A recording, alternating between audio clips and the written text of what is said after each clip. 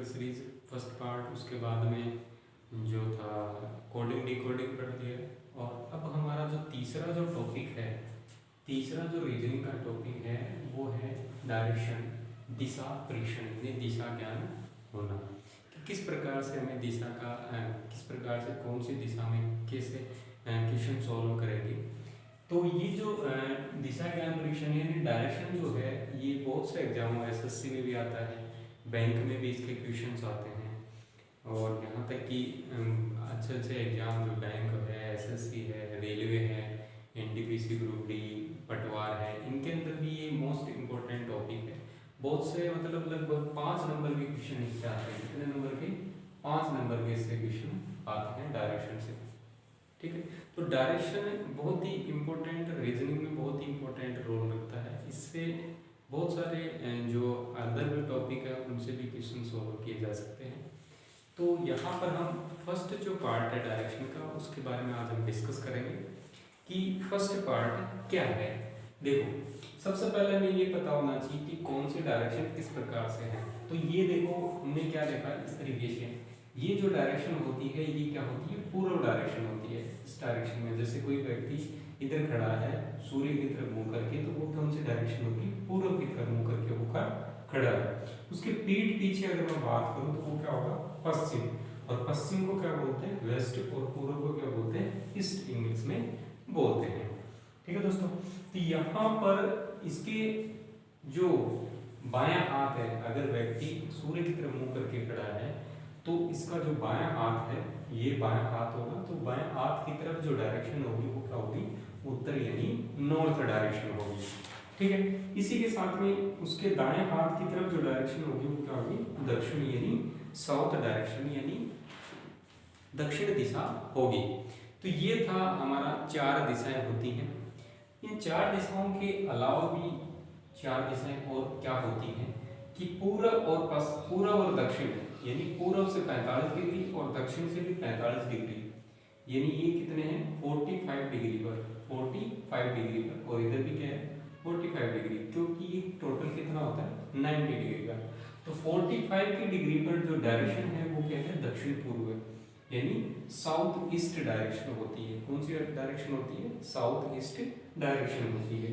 इसी के साथ में पूर्व और उत्तर के बीच जो डायरेक्शन होती है 45 डिग्री पर, वो होती है उत्तर पूर्व डायरेक्शन। कौन सी डायरेक्शन होती है? उत्तर पूर्व डायरेक्शन, जिसे हम बोलते हैं नॉर्थ ईस्ट डायरेक्शन। इसी के साथ में उत्तर और पश्चिम के बीच की जो डायरेक्शन होती है वो क्या होती है? उत्तर पश्चिम डायरेक्शन, यानी नॉर्थ वेस्ट डायरेक्शन, जिसे हम बोलेंगे। इसी के साथ में पश्चिम और दक्षिण के बीच होती है दक्षिण पश्चिम डायरेक्शन, और जिसे हम बोलेंगे साउथ वेस्ट। क्या बोलेंगे? साउथ वेस्ट डायरेक्शन बोलेंगे। ये हमने डायरेक्शन देखी कि डायरेक्शन किस प्रकार से हम बताते हैं कि कौन से डायरेक्शन में कैसे। आगे हम बात करते हैं, इसके अंदर एक आएगा पाइथागोरस थ्योरम, यानी पाइथागोरस प्रमेय किस प्रकार से यूज होगी वो हम आगे देखेंगे। पहले इसका फॉर्मूला देख लेते हैं, किस प्रकार से फॉर्मूला आता है। दोस्तों, ये हमारा एक ट्रायंगल है। कौन सा ट्रायंगल हो गया? राइट ट्रायंगल हो गया, यानी समकोण त्रिभुज हो गया। कौन सा त्रिभुज हो गया? समकोण त्रिभुज हो गया। इसके अंदर ये जो है ए पे 90 डिग्री का अगर कोण लेते हैं और बी पे हमने क्या मान लिया? कोई भी कोण मान लिया थीटा। तो यहाँ पर ये थीटा कोण जो है, इसके सामने जो भुजा है, इसके सामने वाली भुजा को क्या बोलते हैं? लंब बोलेंगे। क्या बोलेंगे? लंब बोलेंगे। और ये जो इससे 90 डिग्री और इस थीटा से जो मिली हुई है उसे बोलेंगे आधार। क्या बोलेंगे? आधार बोलेंगे। इसी के साथ में एक तीसरी भुजा है जो सबसे बड़ी भुजा होती है, उसे क्या बोलेंगे? कर्ण बोलेंगे। क्या बोलेंगे? कर्ण, जो सबसे बड़ी भुजा होती है। या फिर हम कह सकते हैं जो 90 डिग्री के जस्ट सामने होती है वो क्या होती है? कर्ण। और जो थीटा के सामने होती है वो क्या होती है? लंब। और जो बाकी बची हुई जो भुजा है वो क्या कहलाएगी? हमारी आधार कहलाएगी। तो इस तरीके से हमने पाइथागोरस थ्योरम निकाले हैं। तो पाइथागोरस थ्योरम जो होती है वो क्या होती है? कर्ण का स्क्वायर, यानी कर्ण जो है सबसे बड़ी भुजा, उसका स्क्वायर जो होता है आधार का स्क्वायर प्लस लंब का स्क्वायर होता है। क्या होता है? कर्ण स्क्वायर बराबर आधार स्क्वायर प्लस लंब स्क्वायर। तो यहाँ पर देखिए कर्ण क्या है? BC भुजा है, तो BC स्क्वायर बराबर AP² प्लस AC²। इसको हम आगे पीछे लिखें तो उससे कोई फर्क नहीं पड़ता है, इससे कोई फर्क नहीं पड़ता है। आधार को पहले लें या फिर लंब को हम पहले लें, उससे कोई फर्क नहीं पड़ता है। तो दोस्तों ये था हमारा पाइथागोरस थ्योरम और किस प्रकार से हम डायरेक्शन देखते हैं। आगे हम बात करते हैं कि जो डायरेक्शन होती है, अगर कोई भी व्यक्ति घूमता है तो एक तो क्या होती है घड़ी क्या होती है, इस तरीके से घड़ी होती है। घड़ी के अंदर क्या होता है, ये 12 बजे, ये 3, 6 और ये 9। घड़ी की जो सुई है वो किस डायरेक्शन में जाती है, इस तरीके से जाती है। तो इस डायरेक्शन को हम बोलते हैं, उस डायरेक्शन को क्या बोलेंगे, क्लॉकवाइज डायरेक्शन। कैसी डायरेक्शन, यानी क्लॉक यानी घड़ी की दिशा में डायरेक्शन। क्लॉकवाइज डायरेक्शन का मतलब क्या होगा, जब कोई व्यक्ति घड़ी की दिशा में मुड़ रहा है, तो वो क्या बोलेंगे, क्लॉकवाइज डायरेक्शन बोलेंगे। अगर वो घड़ी की विपरीत दिशा में मुड़ रहा है, क्या कर रहा है, घड़ी की विपरीत दिशा में मुड़ रहा है, तो उसे क्या बोलेंगे, एंटी क्लॉकवाइज बोलेंगे। क्या बोलेंगे, एंटी क्लॉकवाइज बोलेंगे। ठीक है दोस्तों, तो एंटी क्लॉकवाइज क्या होगी, यानी घड़ी की विपरीत दिशा में जा रहा है, यानी घड़ी की दिशा में ना जाकर क्या जा रहा है, विपरीत दिशा में जा रहा है।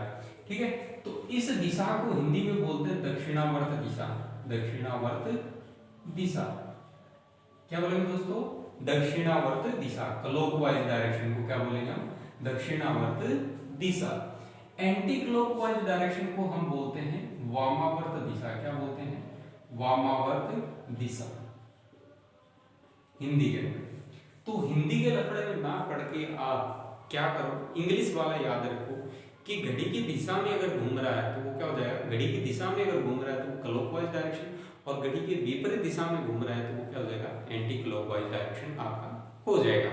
तो ये था हमारा कंसेप्ट। ठीक है, उसी के साथ में हम आगे और क्वेश्चन करेंगे। देखो कैसे, जैसे एक व्यक्ति है वो ए पर खड़ा है, एक पूर्व की तरफ मुंह करके, किधर मुंह कर रखा है उसने, पूर्व की तरफ मुंह करके खड़ा है। तो पूर्व की तरफ मुंह करके वो चल रहा है आगे की तरफ, इस तरीके से वो आगे चल रहा है। तो ये तो कौन सा हिस्सा हो गया उसका, दायां। ये कौन सा हो गया, दायां, और ये क्या हो गया, बायां। ठीक है, पूर्व की तरफ मुंह करके खड़ा है तो ये दायां और ये बायां। मतलब हम जो क्वेश्चन करेंगे तो हम वहां पर, मतलब आपको बोले कि ए स्थान से कोई व्यक्ति पूर्व दिशा में जा रहा है और वहां से दाएं मुड़कर वो बी स्थान पर जाता है, सी स्थान पर जाता है। ठीक है, तो वहां पर हम क्या महसूस करेंगे कि हम वहां पर क्या कर रहे हैं, खड़े हैं और हम पूर्व की तरफ चल रहे हैं।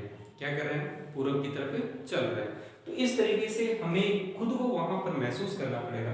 तो यहाँ पर ये व्यक्ति खड़ा है तो ये हिस्सा क्या हो गया, दायां, और ये क्या हो गया, बायां।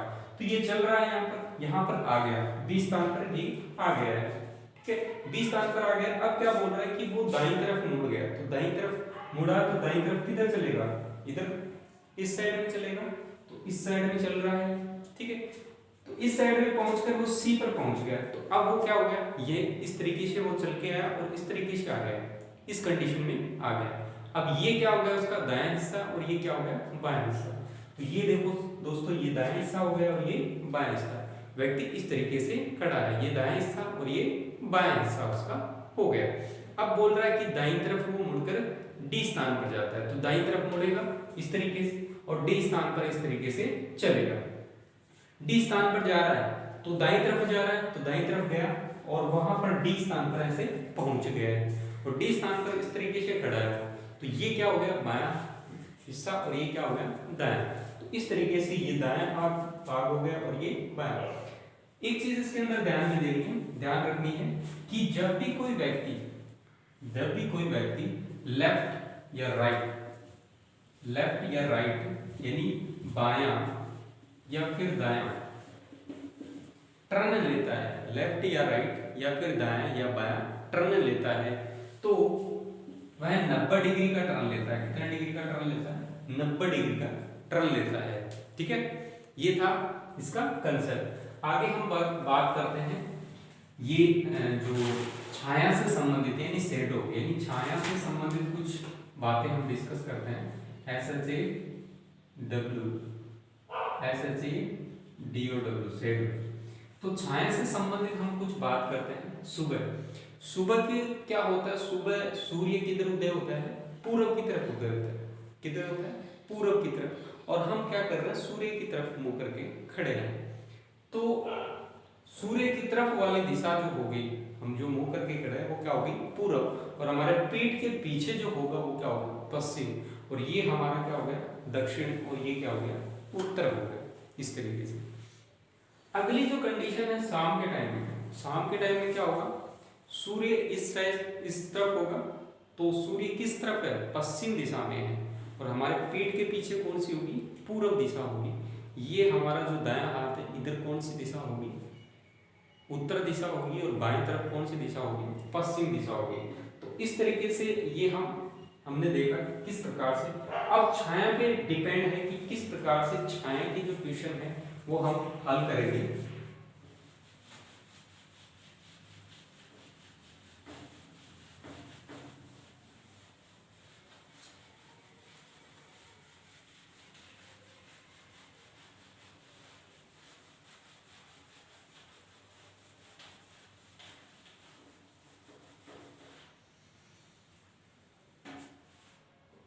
छाया पे बात करते हैं, SHADOW, शैडो। छाया पे देखो किस प्रकार से क्वेश्चन आते हैं। छाया पे क्वेश्चन ऐसे आते हैं कि कोई व्यक्ति है, ये व्यक्ति है,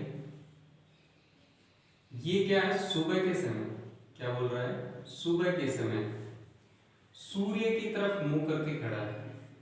ये हमारा सूर्य हो गया, सूर्य की तरफ मुंह करके खड़ा है। तो उसकी छाया किधर बनेगी, पश्चिम की तरफ। छाया किधर बनेगी, पश्चिम में। तो छाया किधर बनी है, पश्चिम में। मुंह किधर कर रखा है, पूरब में। ठीक है, मुंह किधर कर रखा है, पूरब में कर रखा है। तो उसकी छाया क्या बनेगी, पश्चिम की तरफ बनेगी, सूर्य सुबह के टाइम में। और पश्चिम की तरफ मुंह कर रखा है, तो ये जो हो जाएगा उत्तर, और ये क्या हो जाएगा, दक्षिण। ये क्या हो जाएगा, उत्तर, और ये क्या हो गया, दक्षिण। इसी तरह शाम के समय सूर्य पश्चिम में होता है। और व्यक्ति क्या कर रहा है, सूर्य की तरफ मुंह करके खड़ा है, यानी इस तरीके से खड़ा है, इस तरीके से सूर्य की तरफ मुंह कर रखा है। तो ये जो दिशा है, तो इसकी छाया जो बनेगी वो किस दिशा में बनेगी, पूर्व दिशा में बनेगी। किस दिशा में बनेगी, पूर्व दिशा में उसकी छाया बनेगी। ठीक है। और उत्तर की तरफ क्या होगा, उसका दायां हाथ। और दक्षिण की तरफ क्या होगा, उसका बायां हाथ होगा। तो ये थे छाया से रिलेटेड कुछ पॉइंट, कुछ जो कंसेप्ट थे वो हमने देखे। इसी के साथ में आगे हम बात करते हैं ट्रेन से संबंधित।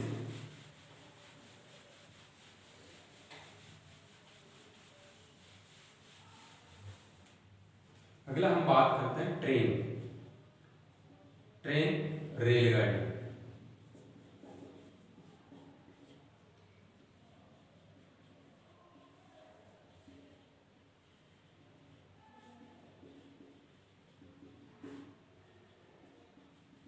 देखो दोस्तों, यहां पर क्वेश्चन में क्या आएगा, एक तो सिंपल आएगा, रेलगाड़ी उत्तर दिशा से दक्षिण दिशा की तरफ जा रही है।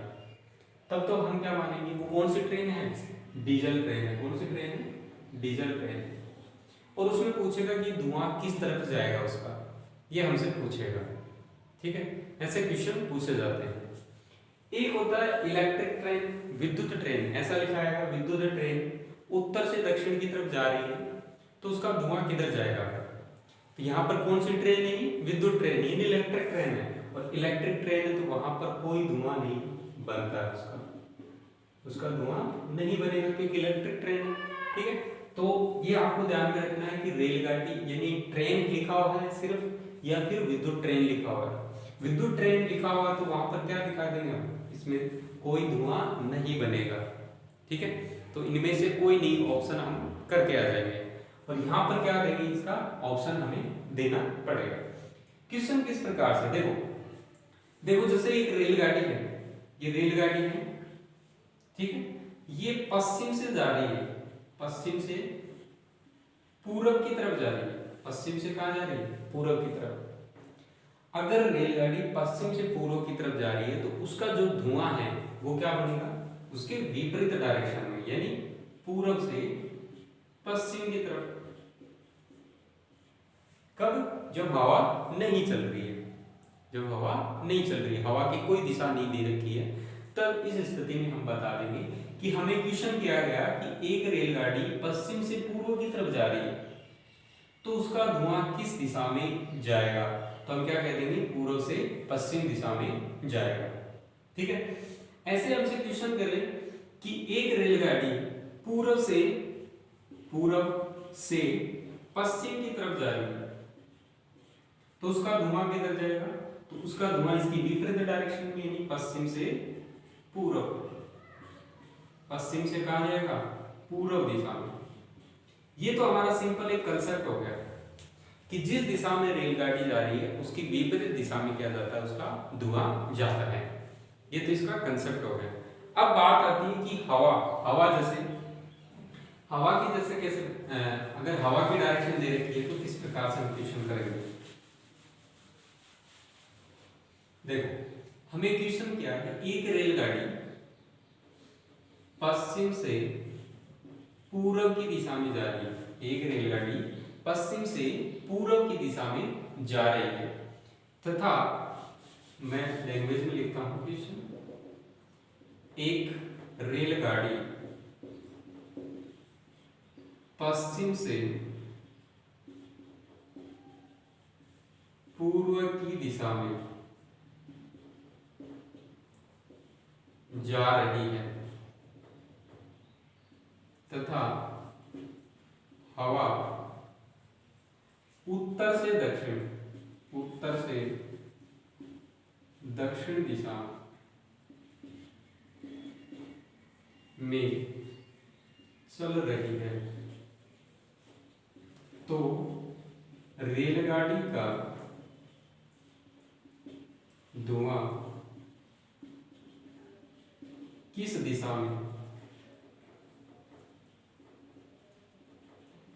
जाएगा? रेलगाड़ी का धुआं किस दिशा में जाएगा? तो सबसे पहले हमें देखना है कि दिशा कौन सी है? पश्चिम से पूर्व। ये पश्चिम और ये हो गया पूर्व। धुआं किधर जाना चाहिए? पूर्व से पश्चिम। अब बोल क्या रहा है? जो हवा है वो किस डायरेक्शन में जा रही है? इस डायरेक्शन में हवा जा रही है। तो हवा इस डायरेक्शन में जा रही है, धुआं किधर जा रहा है? पूर्व से पश्चिम दिशा में। तो जो धुआं है उसको क्या कर देंगे? 45 डिग्री पर घुमा देंगे। तो यहाँ से लास्ट में 45 डिग्री यानी पश्चिम की दिशा में 45 डिग्री उसको घुमा दिया। तो यहाँ पर 45 डिग्री इसको घुमाया तो ये कौन सी दिशा आ गई? ये कौन सी है? दक्षिण। और ये कौन सी है? पश्चिम। तो ये कौन सी दिशा आ गई? दक्षिण पश्चिम।